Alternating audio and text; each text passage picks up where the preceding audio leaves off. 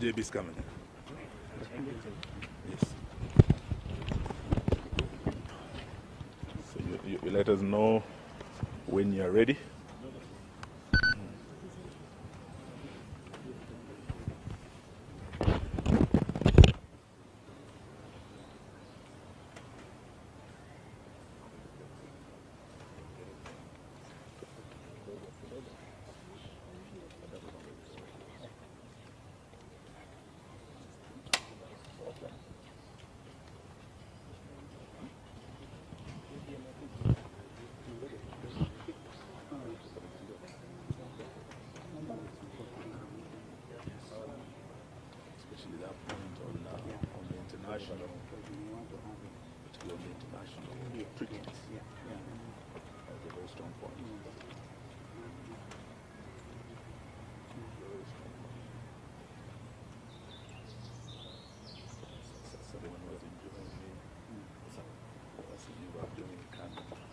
When you are ready, we are ready.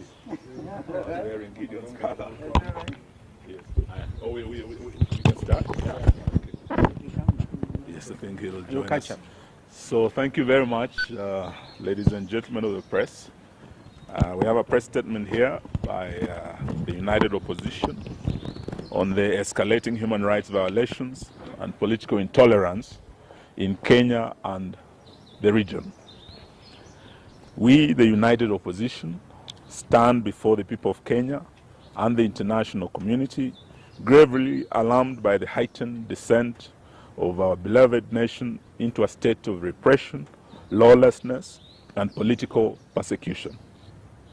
Despite our persistent calls to end arbitrary arrests, abductions, gross violation of human rights, and extrajudicial killings, the RUTO administration seems to be on a race to the bottom, that is to anarchy.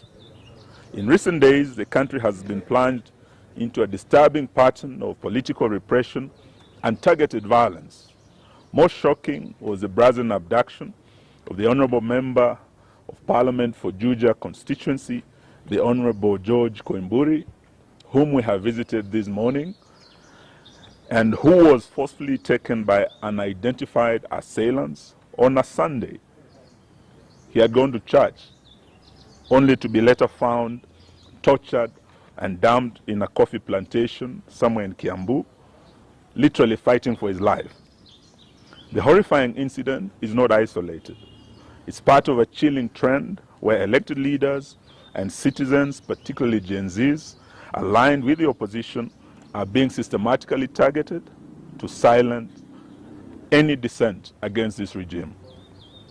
In Kakamega, what was meant to be a peaceful homecoming for our colleague, Honorable Cleophas Malala and the supporters of the DCP party, was quickly turned into a war zone as police deployed excessive force, including live ammunition, to disperse opposition supporters.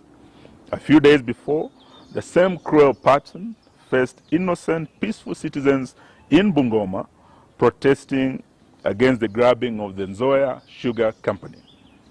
This use of disproportionate force on unarmed civilians is not only unlawful, but represents a dangerous erosion of the right to assemble as enshrined in Article 37 of the Constitution of Kenya. Moreover, we have repeatedly raised the alarm over the state-enabled culture of impunity, where political hooligans are mobilized to disrupt opposition events violently. These criminal gangs operate openly, often shielded or even escorted by state security forces. From Busia to Kisumu, Nairobi to Nyeri, opposition meetings have been ambushed, tents destroyed, sound systems and cars vandalized, and citizens assaulted.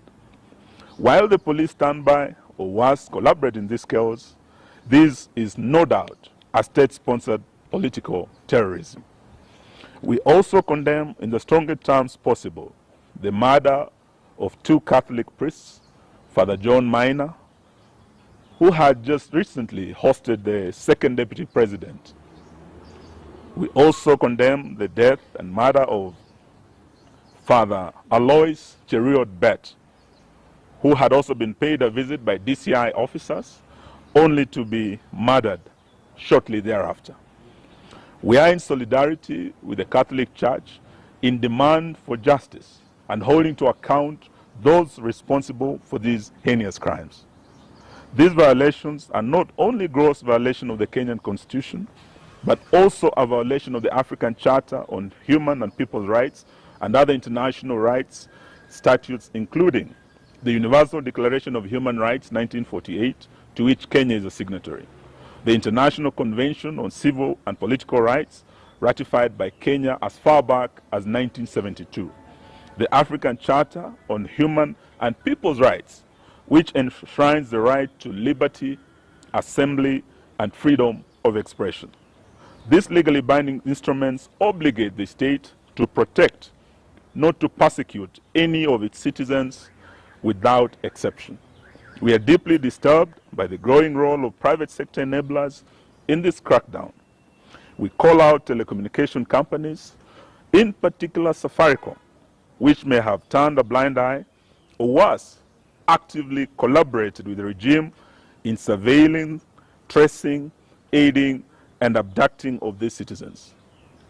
We demand that they publicly account for the data they provide to security agencies and affirm their commitment to protecting the rights and privacy of their customers.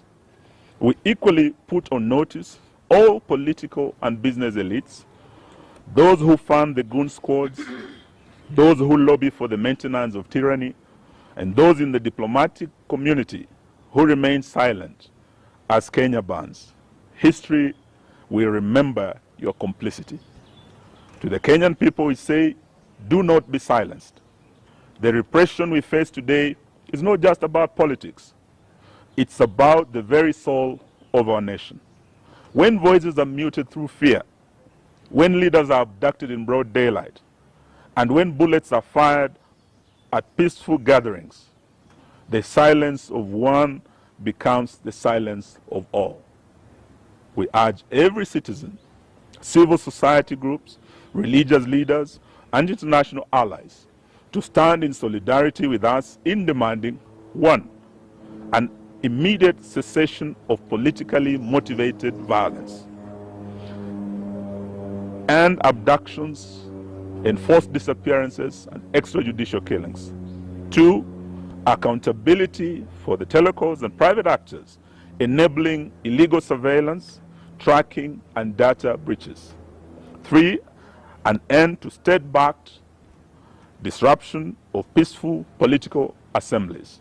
Four, the protection of constitutional rights, including the freedom of assembly, association, expression, and political participation. We would like to remind Mr. Ruto that he is not immune from prosecution for crimes against humanity, which includes abductions, torture, enforced disappearances, murders, gender-based violence, and other crimes. This is not a partisan issue.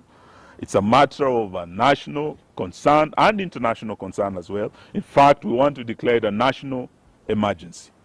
We will not relent until justice and the rule of law is restored and every Kenyan can live and speak without fear in this country. That's the end of our statement. Thank you very much. Any questions? I think it's very clear. It's a very clear statement. In fact, if you just carry it as it is, none of us here, because it's what we have discussed this morning, and those of us who have mothers just been here, Rigi G sent his apology. In fact, he was also here last night, and all the other friends are in solidarity with this statement. So I really think we shouldn't add anything unless it's something, a question. Oh, great. Tumemwona, sauti imeanza kurudi pole pole. And his wife is beside him, and we thank